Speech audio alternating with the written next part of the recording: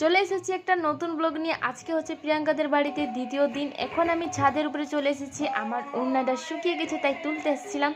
আমার পেছনে না হচ্ছে রোড, আর রোডের সামনে একটা প্যান্ডেল আছে, সেখানে কীর্তন হচ্ছে। আর সাইডে আছে একটা প্যান্ডেল, সেখানে খাওয়া দাওয়া হচ্ছে। পেছনের প্যান্ডেলে হচ্ছে রান্না বান্না। এখন আমি যাচ্ছি নিচে নেমে দেখছি যে ছোট্ট ছোট্ট দুটো মেয়ে রাধা কৃষ্ণ সেজে বেড়াচ্ছে। আজকে হচ্ছে দধি, আজকে কীর্তন বেড়ে যাবে তাই এরা রাধা কৃষ্ণ সেজে বেড়াচ্ছে আর সবাই তাদেরকে দেখছে।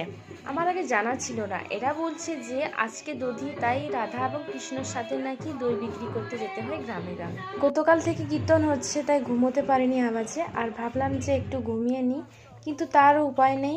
বড় মাসি ডাকলো যে চল যাবো দই বিক্রি করতে। তো যাচ্ছি এখন রাধা রানী এবং দোলবল নিয়ে দই বিক্রি করতে। ওই যে গ্রামটা দেখা যাচ্ছে ওখানেই আমরা যাব দই বিক্রি করতে। আর ইনি হচ্ছেন আমার বড় মাসি।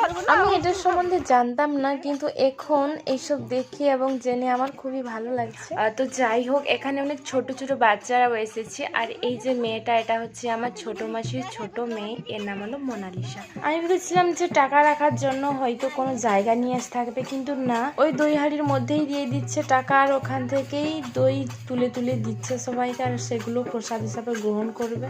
মানে একটা বিশ্বাস ঠিক আছে, কিন্তু আনহাইজেনিক ব্যাপার হয়ে যাচ্ছে, তাই না? টাকাটা আলাদা রাখলে ভালো হয় না? আপনাদের কি মত আমাকে কমেন্ট করে জানাবেন। তো যাই হোক, এটা হচ্ছে আমার ছোট মাসি। আর এখন আমরা চলে এসেছি প্রিয়াঙ্কাদের বাড়িতে। বারণ করা সত্ত্বেও মানলো না, বৌদিটা আমাকে মাখিয়ে দিল আগে।